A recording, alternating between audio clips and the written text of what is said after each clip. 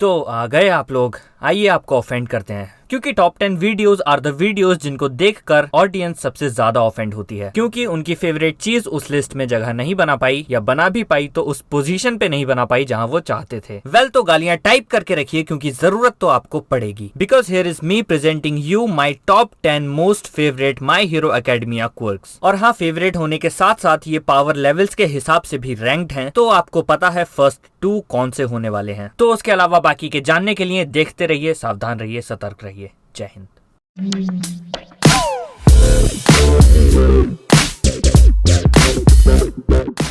Number 10, dark shadow. Dark shadow दिखने में किसी मॉन्स्टर जैसा है जो कि तोकोयामी की बॉडी में से निकलता है, और डार्क शैडो हमेशा अपने होस्ट को प्रोटेक्ट करता है। डार्क शैडो जरूरत के हिसाब से अपनी शेप और फॉर्म चेंज कर सकता है, और hand to hand type combat battles में it can be one of the most powerful quirks. ये कभी कभी इतना पावरफुल हो जाता है कि तोकोयामी के कंट्रोल से बाहर भी निकल जाता है, and this is one major drawback of this quirk. जब ये कंट्रोल से बाहर हो जाता है तब ये दोस्त और दुश्मन में फर्क नहीं करता और दोनों को इक्वली नुकसान पहुंचाने की कोशिश करता है। जितना ज्यादा अंधेरा होता जाता है उतनी ही डार्क शैडो की पावर्स भी बढ़ती चली जाती हैं। फिलहाल के लिए Tokoyami can not control it in its full potential, लेकिन जब तोकोयामी ऐसा कर लेगा तब Tokoyami will be among one of the most powerful heroes. Number 9, foresight. जितना क्रेडिट मैं इस क्वर्क को दूंगा पावरफुल और इंटरेस्टिंग होने के लिए, उतना ही सर नाइट आई को भी दूंगा, because he is the one who uses this quirk this efficiently, so much so that Midoriya wasn't even able to touch him despite having so much power. Well, future पता होने के certainly advantages तो होते ही हैं, लेकिन इसकी कुछ conditions और ड्रॉबैक्स भी हैं। फोरसाइट को इस्तेमाल करने के लिए 2 कंडीशंस मीट करनी पड़ती हैं। पहले तो सर नाइट आई को अपने टारगेट को टच करना होता है, और दूसरा उनसे आई कांटेक्ट भी बनाना होता है।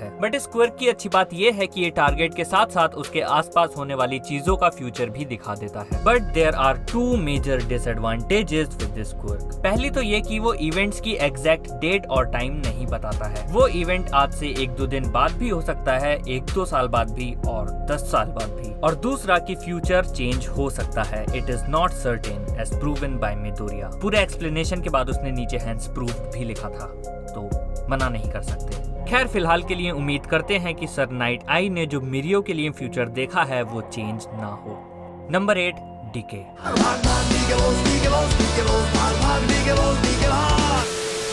सीजन 1 से जो one of the most menacing villain रहा है, जिसके क्वर्क को देखकर वाकई टेरर वाली फीलिंग आई थी, वो है तोमुरा शिगाराकी। ये एक ऐसा क्वर्क है जो किसी भी लिविंग या नॉन लिविंग चीज को छूते ही खाक में बदल देता है। दिखने में ये काफी हद तक ओवरहॉल के क्वर्क जैसा लग सकता है, लेकिन नहीं है। ये उससे बहुत अलग है। इस क्वर्क का ड्रॉबैक है कि ये सिर्फ सॉलिड चीजों पर वर्क करता है। अगर कोई अपनी बॉडी को फ्लूइड या गैसियस स्टेट में बदल सकता है, तो ऐसे लोगों के खिलाफ ये क्वर्क यूजलेस है। Number 7, eraser. वेल, मैं ये नहीं कहूंगा कि ये one of the most powerful quirk है, लेकिन ये one of the most fascinating quirk है, क्योंकि किसी और का क्वर्क गायब कर देना, चाहे वो कुछ समय के लिए ही हो, सामने वाले को बहुत ज्यादा सरप्राइज कर देता है और इसके यूजर को एक बहुत ही बड़ी ओपनिंग देता है जिसमें वो पूरी बाजी पलट सकता है। हालांकि इस क्वर्क के साथ कोई भी फिजिकल स्ट्रेंथ अटैच्ड नहीं है, लेकिन तब भी जब सिर्फ इस एक चीज के बलबूते पे आइजावा पूरी आर्मी से लड़ने चला गया था, that was one epic moment. इसलिए ये क्वर्क मुझे बहुत ज्यादा पसंद है, और बैटल्स में ये क्वर्क बहुत ही रिलायबल है। इस क्वर्क का सिर्फ यही ड्रॉबैक है कि इसको सिर्फ लिमिटेड टाइम के लिए ही यूज किया जा सकता है, और रिपीटेडली यूज करने से इसकी टाइम लिमिट कम होती चली जाती है। खैर, moving on to the next one, number 6, blood curdle. अगर आपने माई हीरो एकेडमिया देखा है और हीरो किलर स्टेन आपके one of the most favourite villains में से एक नहीं है, तो आप झूठ बोल रहे हैं। कुछ लोगों को तो ये इतना पसंद है कि लोग इसे जोकर से कंपेयर करते हैं। इसकी आइडियोलॉजी, इसकी प्रेजेंस, इसकी कन्विक्शन और इसका ऑपरेट करने का तरीका, वो बाकी विलन्स के कंपैरिजन में सबसे अलग है। अब इस क्वर्क की बात करें तो इसकी स्पेशलिटी यही है कि ये सामने वाले को पैरालाइज कर देती है, लेकिन इसको इस्तेमाल करने के लिए एक कंडीशन है। इसके यूजर को सामने वाले की बॉडी से ब्लड निकाल कर उसको टेस्ट करना होगा, और ऐसा करने पर ही ये क्वर्क काम करती है। वेल, एट फर्स्ट ये एक बहुत मेजर डिसएडवांटेज लग सकता है, but if you are skilled enough, जो कि hero killer stand already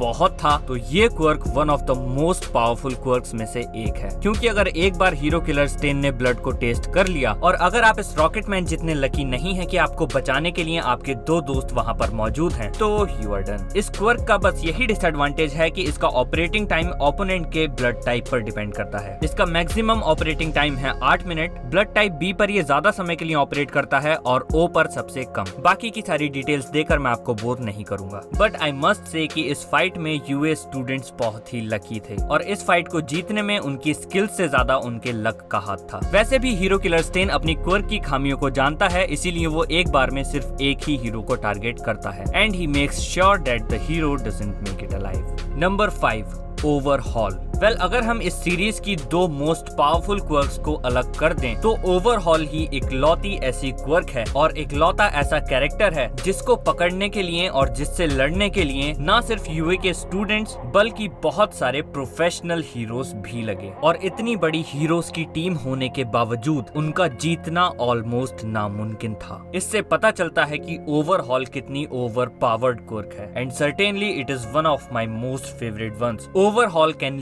literally kill someone and then revive him. इस क्वर्क को इस्तेमाल करने के लिए चिसाकी को सिर्फ अपने टारगेट्स को टच करना होता है और उसके बाद वो उनके एटम्स और मॉलिक्यूल्स से जिस तरह से चाहे खेल सकता है। वो उनको डिसइंटीग्रेट कर सकता है, रीअसेंबल कर सकता है, उनकी शेप और फॉर्म चेंज कर सकता है जैसा वो चाहे, यहाँ तक कि वो दूसरों को अपने अंदर एब्जॉर्ब भी कर सकता है और पहले से भी ज्यादा पावरफुल बन सकता है। वेल, मे बी अगर चिसाकी ने इस क्वर्क को ऑल फॉर वन की तरह इस्तेमाल किया होता तो वो और भी ज्यादा पावरफुल बन जाता, मे बी उतना ही जितना ऑल फॉर वन है। But Chisaki is not driven by power. His motivations are to eliminate these powers from this world. Number 4, permeation. न जाने क्यों ज्यादातर लोग सीजन 4 को माई हीरो एकेडमिया का one of the weakest season बोल रहे हैं, but for me it was like the best season of My hero Academia and when I say that I am talking about only the first half. मेरे लिए Overhaul was one of my most favourite villains, one of the most terrifying one. मिरियो, my most favourite hero in my hero academia, one of the most emotional episodes and fights and the best Loli. At first, permeation was not really the most powerful quirk, बल्कि इसके user के लिए इसकी shortcomings ज्यादा थी इसके फायदे की बजाय। लेकिन मिरियो ने अपने हार्ड वर्क और ट्रेनिंग से इस क्वर्क की सारी कमियों को अपनी ताकत में बदल लिया and because of that he is literally one of the most powerful heroes right now.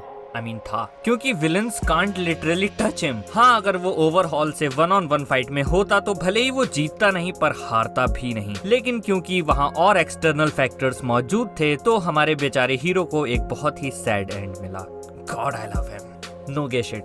Well, अगर आप एक साइंस स्टूडेंट हैं तो आपने परमिएबिलिटी टर्म सुनी होगी और जहां तक मुझे उम्मीद है मेरी ही तरह आपको भी तब उसका मतलब समझ नहीं आया होगा कि ये किस बारे में बात कर रहे हैं। But thanks to My hero Academia now I know कि मैटर्स के थ्रू पास होने की कैपेबिलिटी को परमिएबिलिटी कहते हैं। Well, moving on to the next one, number 3, rewind. Remember the loli I was talking about? Eri. और सरप्राइजिंगली एरी के पास एक बहुत ही पावरफुल क्वर्क है, even more powerful than Overhaul himself. Rewind quirk किसी को भी उसके प्रीवियस स्टेट में पहुंचा सकती है, चाहे वो कितने भी साल पुराना हो। यानी वो लिटरली एक 60 साल के बुढ़े को एक 2 साल के बच्चे में भी बदल सकती है और एक टैडपोल में भी। वो ह्यूमंस को हील कर सकती है, उनके क्वर्क गायब कर सकती है, लेकिन इसमें सिर्फ दिक्कत एक है, एरी को ये क्वर्क ठीक से इस्तेमाल करना नहीं आता है। इसकी वजह से वो जब भी इसको इस्तेमाल करती है तो लोगों की जान खतरे में होती है। इसलिए फिलहाल उसको आइजावा की निगरानी में रखा गया है ताकि अगर एरी आउट ऑफ कंट्रोल हो तो आइजावा उसके क्वर्क को इरेज करके सिचुएशन कंट्रोल कर सके। By the way, thanks to Eri's quirk के हमको इनफाइनाइट 100 देखने के लिए मिला। सीरियसली, किसने सोचा था कि हमको 2 of the most powerful quirks का कॉम्बिनेशन देखने के लिए मिलेगा, वो भी इतना बेहतरीन।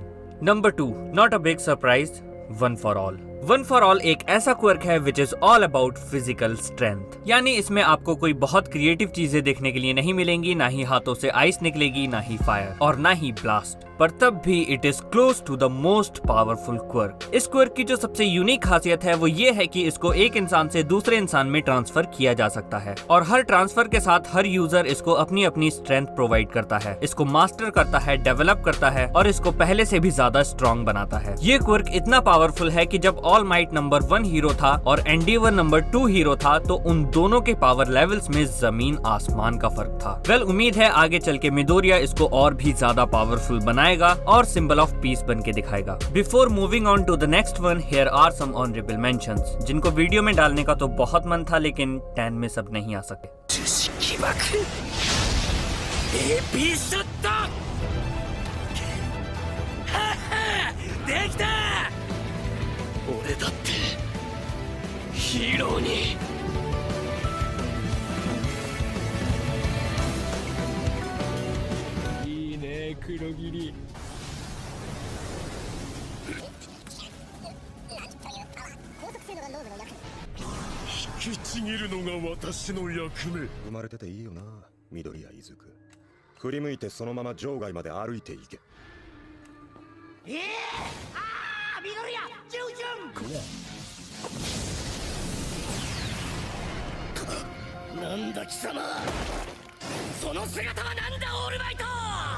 Number 1, all for one. All for one शायद अपने आप में एक बहुत पावरफुल क्वर्क ना हो, लेकिन जब आपके पास दूसरों की काउंटलेस क्वर्क्स हैं जो आपने उनसे चुराई हैं, तो you are certainly the most powerful person. All for one किसी क्वर्कलेस को एक क्वर्क दे भी सकता है और दूसरे से क्वर्क छीन भी सकता है। वेल, फिलहाल के लिए ये कैसे काम करता है इसके बारे में कोई खास जानकारी एनिमे में नहीं दी गई है, बट जैसे भी करता हो, ऑल फॉर वन इतना ताकतवर है कि वन फॉर ऑल भी उसी की देन है। एंड इट इज पॉसिबल कि मे बी शिगाराकी फ्यूचर में ऑल फॉर वन का सक्सेसर बने। It is just an assumption, लेकिन ऐसा परफेक्टली पॉसिबल है। खैर, तो बस the list ends here. I am sorry अगर आपके फेवरेट हीरोज या फेवरेट क्वर्क्स इस लिस्ट में नहीं थे। अगर आप इस लिस्ट से अग्री करते हैं तो बहुत अच्छी बात है, नहीं करते हैं तो कमेंट सेक्शन में अपने फेवरेट क्वर्क्स लिख सकते हैं अपनी प्रायोरिटीज के हिसाब से। अगर आपने चैनल को सब्सक्राइब नहीं किया हुआ है तो प्लीज कीजिए। मिलेंगे किसी और दिन किसी और वीडियो में। सी यू।